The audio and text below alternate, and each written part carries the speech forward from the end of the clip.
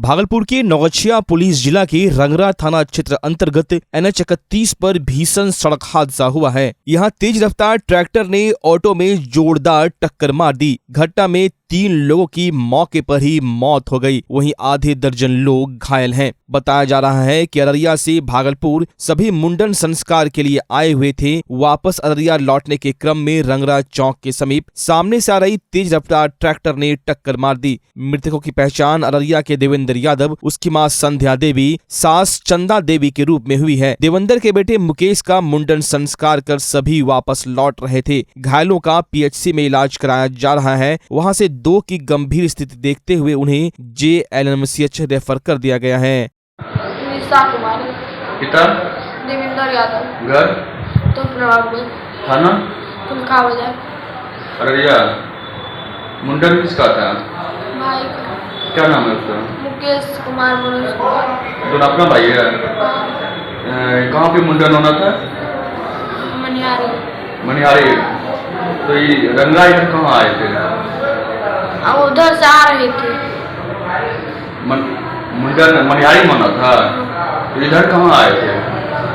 घर जा रहे थे इधर से। हाँ। अच्छा, घर जाने के क्रम में ये हुआ है। कांग्रेस नेता प्रवीण सिंह कुशवाहा ने कहा है कि भाजपा प्रदेश अध्यक्ष दंगाई मानसिकता के हैं, इसीलिए तो उन्हें राहुल गांधी की दाढ़ी को देखकर ओसामा बिन लादेन याद आ रहे हैं। उन्होंने भाजपा प्रदेश अध्यक्ष पर कटाक्ष करते हुए कहा कि दाढ़ी तो भारतीय सभ्यता और संस्कृति का द्योतक है। उन्होंने सम्राट चौधरी के दाढ़ी को लेकर सवाल करते हुए कहा कि सम्राट चौधरी को अपनी दाढ़ी की क्वालिटी को भी बताना चाहिए कि उनकी दाढ़ी आसाराम की है या फिर हाफिज सईद के स्टाइल की। उन्होंने कहा कि दाढ़ी तो साधु संत भी रखते हैं। उन्होंने कहा कि भारत में तो सिख समुदाय में दाढ़ी रखने की परंपरा तो पुरानी और धार्मिक है। दाढ़ी को लेकर दिए गए बयान से सारे हिंदुस्तान के लोगों को जलील करने का काम किया गया है। दाढ़ी को लेकर दिए गए बयान के लिए उन्हें देश से माफी मांगनी चाहिए। भाजपा प्रदेश अध्यक्ष ने राहुल गांधी को दाढ़ी पर बयान देकर सारे दाढ़ी रखने वालों को आतंकवादी बनाने का काम किया है और अपमानित किया है। साथ ही उन्होंने कड़े शब्दों में कहा कि सम्राट चौधरी बड़े ही ज्ञानी पुरुष हैं, तो जरा ये बता दें कि अपने विधानसभा क्षेत्र के प्रत्येक प्रखंड में कितनी यूनिवर्सिटीज और कॉलेज खुलवाया है। जो हुआ पूरे बिहार में पंचायत लेवल पर यूनिवर्सिटीज और कॉलेज खुलवाने चले हैं। उन्होंने कहा कि सारा हिंदुस्तान जानता है कि भाजपा धर्म के नाम पर केवल लड़वाने का काम करती है और उस आग में अपनी रोटी सेकती है। इसका जवाब जनता समय आने पर जरूर देगी। मीडिया से बात करते हुए बिहार कांग्रेस प्रदेश कमेटी के अध्यक्ष प्रवीण सिंह कुशवाहा ने राहुल गांधी के बारे में कहा कि वो हिंदुस्तान के लोगों से बेइंतहा मोहब्बत करते हैं, जिसके चलते उन्होंने 4000 किलोमीटर भारत जोड़ो पदयात्रा की। वहीं भाजपा लोगों में उन्माद और जातिवाद फैलाने का काम करती है, यह कहीं से सही नहीं है। 2024 के चुनाव में उन्हें जनता जवाब देगी। दंगाई मानसिकता के हैं भाजपा के प्रदेश अध्यक्ष, और इसीलिए उनको राहुल गांधी जी की दाढ़ी को देखकर ओसामा बिन लादेन याद आता है। दाढ़ी तो भारतीय सभ्यता संस्कृति का प्रतीक है और कई धर्म के लोग इसको बड़े सम्मान के साथ रखते हैं। दाढ़ी पर सवाल खड़ा करने वाले अध्यक्ष को यह सोचना चाहिए, अपनी दाढ़ी के बारे में बताना चाहिए कि वो आसाराम बापू का दाढ़ी है या हाफिज सईद का दाढ़ी है। उनको अपने दाढ़ी के बारे में भी बयान देना चाहिए।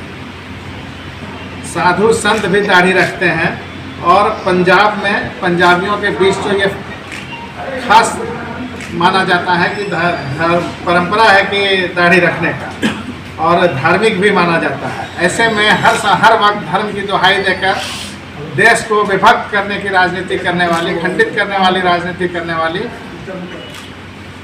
भारतीय जनता पार्टी को सोचना चाहिए कि वो क्या कर रही है। वो गलत मतलब झूठे धर्म का झूठा आड़ लेकर देश को बड़गलाती है और दूसरी तरफ दूसरे के धर्म को अपमानित करती है। जिस तरह से पंजाब की बात हमने की, साधु संतों की बात की, तो दाढ़ी देश के लिए एक धार्मिक परंपरा का प्रतीक माना गया है। तो इस पार्टी के इस नेता को, प्रदेश अध्यक्ष को चाहिए कि वो माफ़ी मांगे पूरे देश से। उन्होंने पूरे देश को अपमानित करने का काम किया है, तो उनको माफ़ी मांगना चाहिए पूरे देश की जनता से। उनको यह संस्कार आया कहाँ से, इस बात को समझने की जरूरत है। हमने कहा दंगाई मानसिकता, तो उसका प्रमाण है कि बिहार में अध्यक्ष बनते ही कई जगह दंगा हुआ था। आप उन तमाम बातों को अगर ठीक से रिलेट करेंगे या जोड़ने की कोशिश करेंगे तो आप पाएंगे कि इस तरह का उन्मादित बयान या इस तरह का माहौल पैदा कर सिर्फ बिहार के जो जनता के मुद्दे हैं उससे भटकाने की साजिश है और लोगों को धर्म के आड़ में अपने ओर मोड़ने की साजिश है। इससे बचने की ज़रूरत है। आम आवाम इसका जवाब अपने चुनाव में निश्चित देगी, लेकिन हम लोग भी इसका पुरजोर विरोध करते हैं और मांग करते हैं कि प्रदेश अध्यक्ष माफ़ी मांगे देश की जनता से।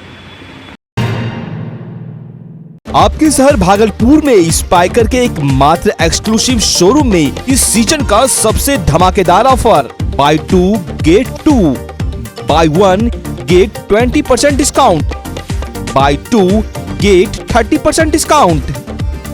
यहाँ आपको स्पाइकर के शर्ट, जीन्स, टी शर्ट के लेटेस्ट डिजाइन के अलावे बेल्ट, डियो, परफ्यूम भी मिलता है। तो चले आइए स्पाइकर के एक मात्र एक्सक्लूसिव शोरूम में और इस शानदार ऑफर का लाभ उठाएं। तो आज ही पधारें स्पाइकर एक्सक्लूसिव शोरूम, पटल बाबू रोड, रिलायंस ट्रेंड्स के सामने, भागलपुर। आपके शहर भागलपुर का पसंदीदा शोरूम डी कोट लेकर आया है इस सीजन का सबसे बम्पर धमाकेदार offer buy 1 get 3, buy 2 get 4, buy 1 get 50% discount.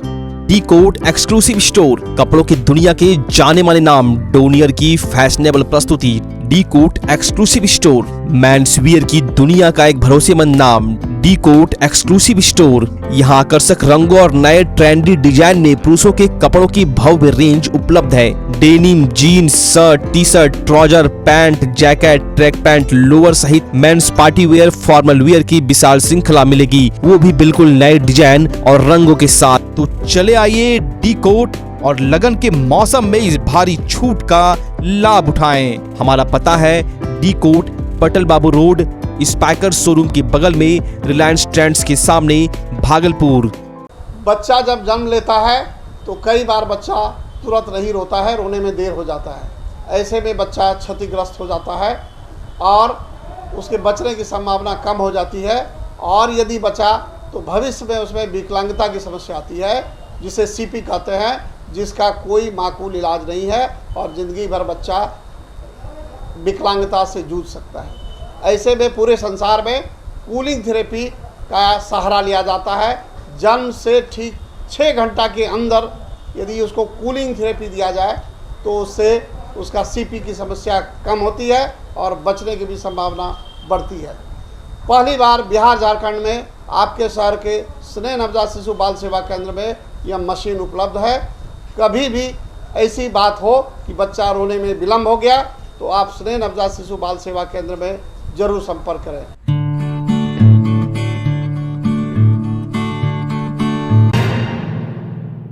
Sultanganj के अजगैबीनाथ गंगा घाट पर एक बड़ा हादसा हो गया, जहां कोडरमा की सांसद अन्नपूर्णा देवी के प्रतिनिधि उषा देवी सपरिवार श्राद्ध क्रम के बाद शुद्धिकरण के लिए गंगा स्नान पर पहुंचे थे। गंगा स्नान के क्रम में लगभग 10 लोग डूबने लगे। इसके बाद स्थानीय लोगों की मदद से 8 लोगों की जान बचाई जा सकी, लेकिन 2 लोग गंगा में डूबने पर लापता बताए जा रहे हैं। वहीं कोडरमा सांसद प्रतिनिधि उषा देवी की बेटी प्रियांशु कुमारी, जिसकी उम्र लगभग 15 वर्ष है, और भांजा पीयूष कुमार, जिसका उम्र 25 वर्ष है, गंगा में डूबने पर लापता है। घटना की जानकारी पुलिस को मिलने पर घटनास्थल पर स्थानीय पुलिस अंचल के राष्ट्रीय अधिकारी रवि कुमार, एसडीआरएफ टीम पहुंची और डूबे लोगों की खोजबीन की जा रही है। कोडरमा सांसद अन्नपूर्णा देवी के प्रतिनिधि उषा देवी के परिजन मिथिलेश शर्मा ने बताया कि मां का देहांत होने के बाद श्राद्ध क्रम घर में होने के बाद सपरिवार शुद्धिकरण के लिए गंगा स्नान करने पहुंचे थे। गंगा में बैरिकेडिंग टूटा हुआ है, उसी जगह सपरिवार स्नान कर रहे थे, तभी अचानक गहरे पानी में घर के लगभग 10 सदस्य डूबने लगे। स्थानीय लोगों की मदद से 8 लोगों की जान बच पाई, लेकिन 2 लोग गंगा में डूबने पर लापता हैं। वहीं घटना के बाद एसडीआरएफ की टीम 3 घंटे के बाद पहुंची और काफी मशक्कत के बाद डूबे हुए 2 लोगों में से एक युवक का शव बरामद कर लिया। वहीं खबर लिखे जाने तक युवती लापता है।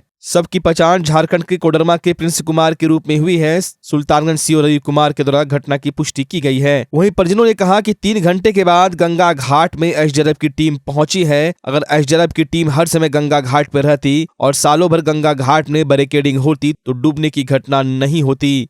आए थे गिरिडीह जिला से, देरी थाना अंतर्गत के सब रहने वाले हैं, ढंगाटी ग्राम के।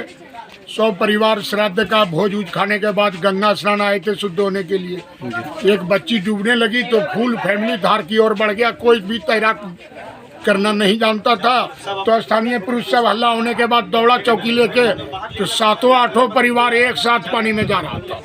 तो बीच धार से लौटाया गया। चौकी के संपर्क होने के बाद जो आया वो बच गया, जो संपर्क में नहीं आ सका वो पानी में बैठ गया। तो पता, लेकिन अभी एसओ टीम आई हुई है, मतलब लगभग 3 घंटा गुजर चुकी है और अभी तक एसओ टीम आकर के एसओ बस देख रहे हैं। तो देख रहे हैं क्या घटना हुआ है आपके साथ? घटना सर, हम लोग आए हुए थे बस नहाने के लिए, थोड़ी बच्ची आगे बढ़ गई, उसी को बचाने के चक्कर में हम लोग पीछे सब चले गए थे। और हम लोग सरकार थे यहाँ के जो है उन लोग का बहुत ही अच्छा सहयोग रहा है। उन लोग बहुत ही अच्छा हेल्प किए, कॉपरेट किए, लेकिन उम्मीद हम लोग प्रशासन पे ही करते हैं। उन लोग ही उम्मीद रखते हैं, लेकिन वहाँ पर हम लोग घटना के कितना देर बाद प्रशासन को सूचना दी है? बस तुरंत ही दिए हम लोग। 5 मिनट है तो हम जाकर थाना प्रभारी सर को फ़ोन किए हैं। तो बोले ठीक है पहुँच रही है, वहाँ टीम जा रही है। कितने आदमी मिसिंग है? 2 आदमी सर मिसिंग, लेकिन एक शुरू में था, लेकिन एक और मेरा भागना वो भी पता नहीं चल रहा है। कुछ लोग कह रहे हैं कि थाना गए, लेकिन अभी तक आए नहीं है। 2 कितने लोग डूबे हैं, कितना बरामद कर लिया गया? 2 लोग के डूबने की सूचना है, जिसमें एक बॉडी अभी बरामद कर लिया गया और एक खोज और की जा रही है। जो बॉडी निकाला गया उसका कहाँ का रहने वाला, क्या नाम है? ये गिरिडीह के हैं, उनका शायद पीयूष नाम है, ऐसा बताया है उन लोगों ने। जी। और अभी कितने लोग डूबे हुए हैं? अभी एक लड़की इन लोगों के जैसा बोल रहे हैं कि एक लड़की के परिवार की डूबी हुई है। उसका सबका तलाश किया जा रहा है।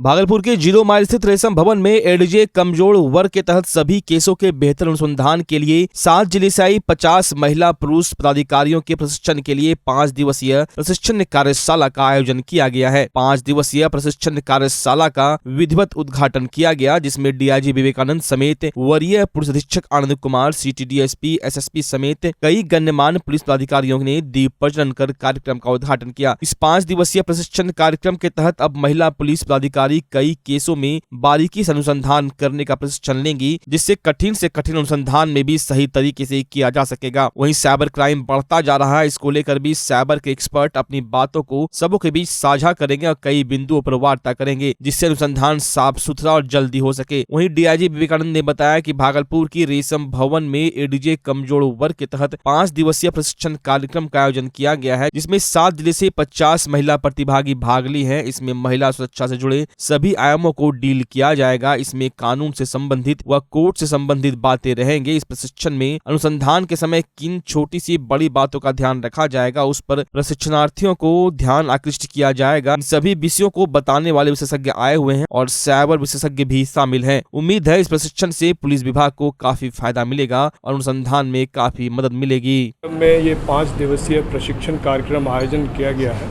जिसमें 7 जिला से 50 प्रतिभागी भाग ले रहे हैं और इसमें महिला सुरक्षा से जुड़े सभी आयामों को डील किया जाएगा।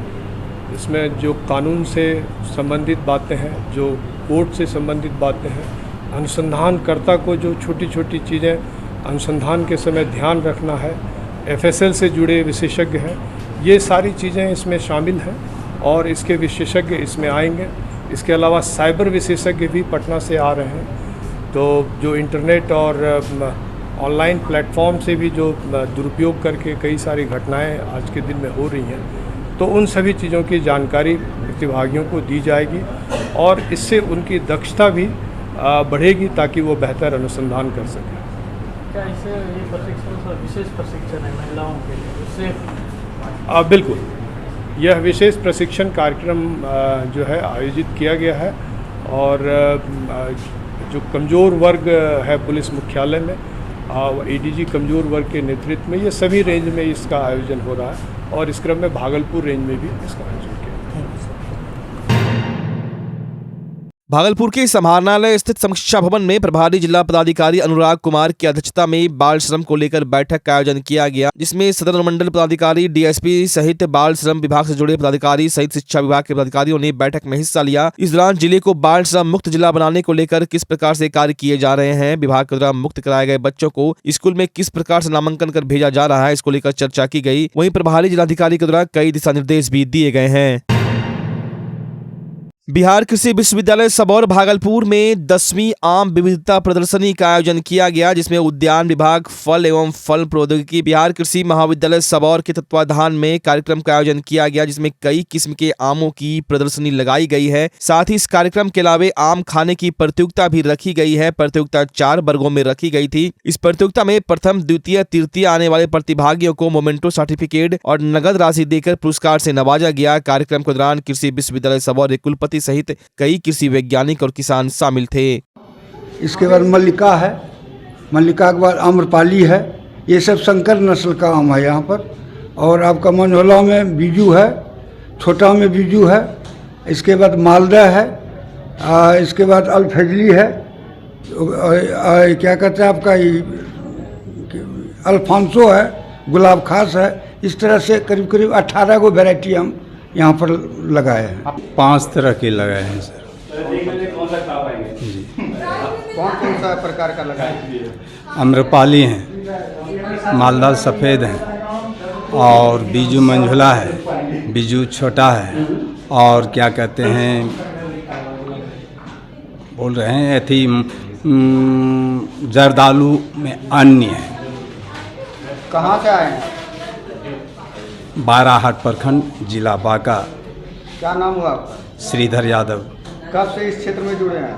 इसमें हम 8-10 बरस अब लगभग के होने जा रहे हैं। कैसा लग रहा है इसमें जुड़ने से? देखिए, जुड़ने से इसमें हमको 2-3 चीज़ का ज्ञान प्राप्त होता है।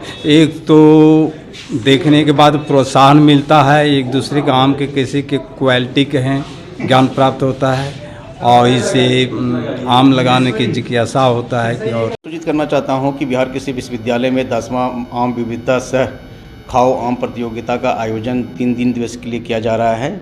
आज हम लोगों ने 11 तारीख को किसानों का प्रदर्शनी लिया था और उस प्रदर्शनी में हमारे कम से कम 213 आम के वैरायटी को यहाँ प्रदर्शित किया गया। जो किसान अलग अलग ज़िले से आए हुए थे उनका प्रदर्शन किया गया।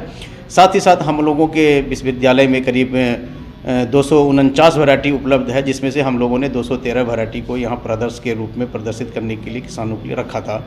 और इसमें आप देख रहे हैं कि बहुत सारे किसान हमारे प्रदर्शन को देख रहे हैं। आम की बहुत सारी ऐसी वैरायटी है जो हमारी वैरायटी परिपक्वता 15 मई के बाद से लेकर के अक्टूबर तक की वैरायटी हम लोग के पास उपलब्ध है। प्रदर्शनी में सबसे खास आम कौन सा है और कुछ नया क्या होता है? हाँ, इसमें खास रूप से हम बताना चाहते हैं कि अभी जो लाइकिंग हो रही है लोगों की, जो लोग पसंद कर रहे हैं वो रंगीन वैरायटी पसंद कर रहे हैं। तो रंगीन वैरायटी के लिए हम लोगों ने कई ऐसी वैरायटी को यहाँ हम लोगों ने प्रदर्शित किया है जो लोग मोहित हो रहे हैं। और आने वाले दिनों में बिहार कृषि विश्वविद्यालय उस लाल कलर के वैरायटी को हम लोग किसानों के बीच में बांटेंगे ताकि वो अपने बाग में लगा सकें और उससे ज़्यादा वो आय का इनकम कर सकें।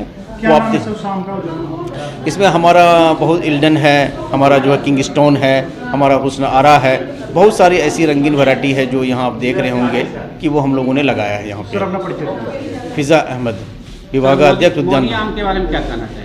हाँ, ये हमारे मैंगो मैन सुल्तानगंज के जो अशोक चौधरी जी हैं उन्होंने वो आम रखा है और उन्होंने यहाँ पे प्रदर्शन के रूप में भी रखा है, तो वो हम लोग उसको भी प्रदर्शित किए हैं।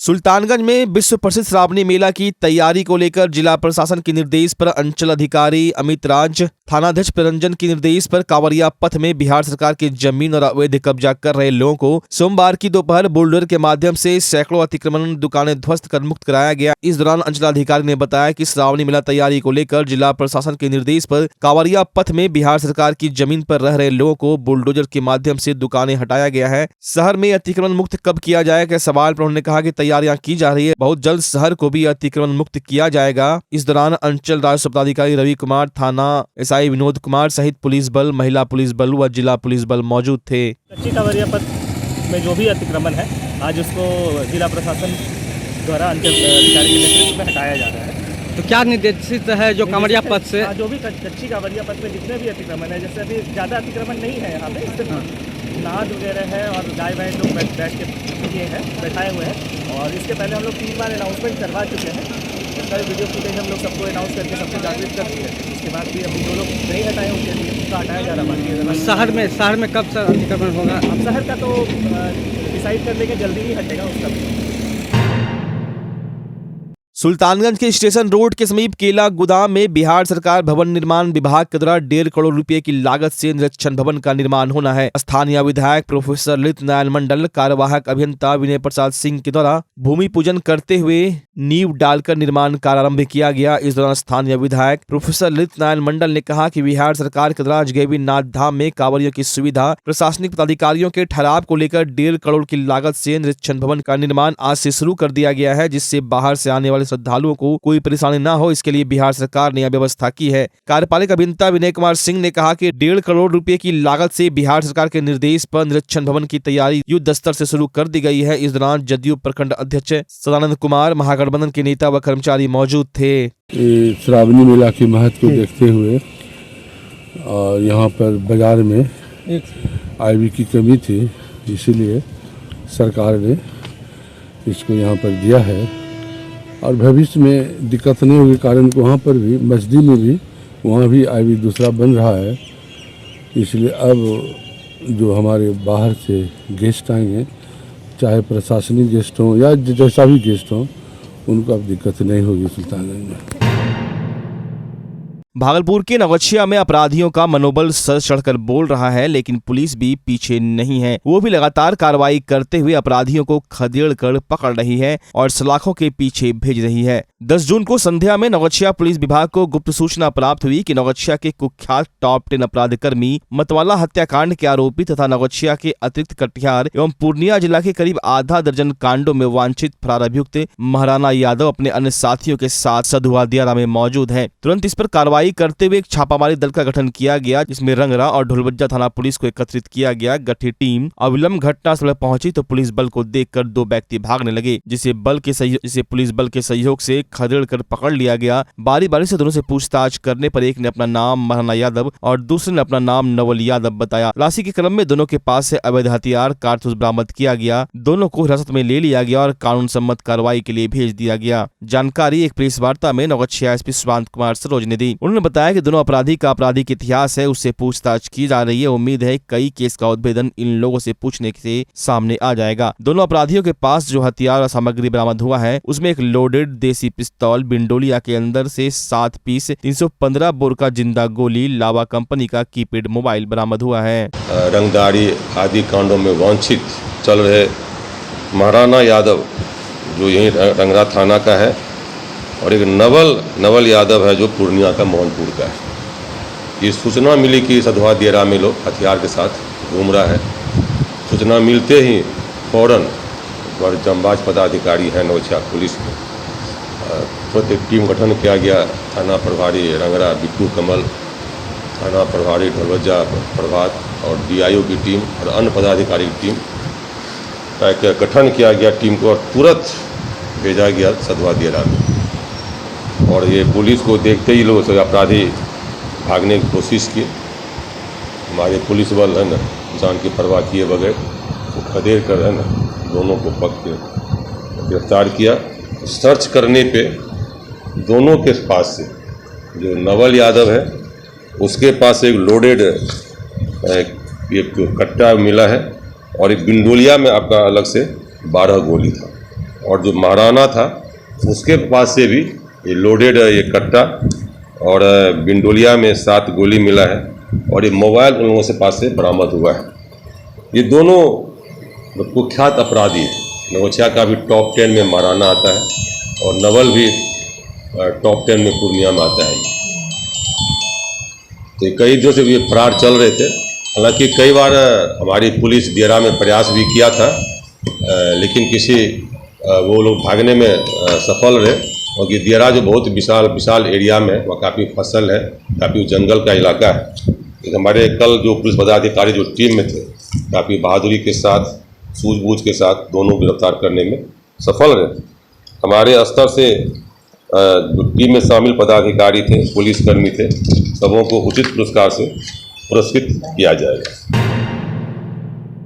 बिहार प्रदेश किसान सलाहकार संघ जिला इकाई भागलपुर बिहार राज्य अराजपत्रित कर्मचारी महासंघ द्वारा अपनी मांगों को लेकर राज्य स्तरीय 1 दिवसीय धरना प्रदर्शन का आयोजन किया गया, जिसमें प्रदर्शनकारियों ने अपनी मांगों को लेकर आवाज बुलंद की है। यह प्रदर्शन जिला कृषि कार्यालय संयुक्त कृषि भवन भागलपुर में किया गया। वहीं प्रदर्शन के दौरान किसान सलाहकार ने बताया किसान सलाहकार को जनसेवक के पद पर जल्द से जल्द नियुक्त किया जाए और उसे उसका मूल वेतन दिया जाए। साथ ही साथ प्रदर्शनकारियों ने इस कार्य को जल्द से जल्द करने की बात कही। प्रदर्शन के दौरान दर्जनों किसान सलाहकार मौजूद थे। किसान सलाहकार के जिला अध्यक्ष जितेंद्र कुमार ने कहा कि हम लोग विगत 13 वर्षों से किसान सलाहकार के रूप में लोगों की सेवा करते आ रहे हैं, लेकिन हम लोगों को वेतन के रूप में मात्र 13,000 रुपए मिलते हैं, जिससे घर चलाना काफी मुश्किल हो रहा है। वहीं बच्चों की स्कूल व ट्यूशन फी देने में भी काफी परेशानियों का सामना करना पड़ रहा है। हम लोगों की मांग है जल्द से जल्द हम लोगों को जल सेवक के पद पर बहाल किया जाए, जिससे हम लोगों की आमदनी भी बढ़ेगी और हम लोग अपने विभाग के लिए दिल से काम भी कर पाएंगे। हम लोग 13 वर्ष से किसान सलाहकार पद पर कार्यरत हैं। सरकार बार बार जो है कभी कहते हैं ये करवा रहे हैं, कभी कहते हैं वो करवा रहे हैं, लेकिन आज तक जो है ना हम लोग के साथ कुछ नहीं करवा रहे हैं। 13,000 रुपया महीने देते हैं, जिसमें 5 से 6,000 रुपये महीने हम लोग का पेट्रोल में खर्च हो जाता है। बाकी हम लोग का परिवार का कैसे भरण पोषण होगा, कैसे क्या करेंगे, इसलिए अनिश्चितकालीन धरना पर बैठे हैं। हम लोग को जनसेवक में समायोजन करना होगा। जब तक जनसेवक में समायोजन नहीं करेंगे तब तक हड़ताल पर हम लोग वापस नहीं जाएंगे।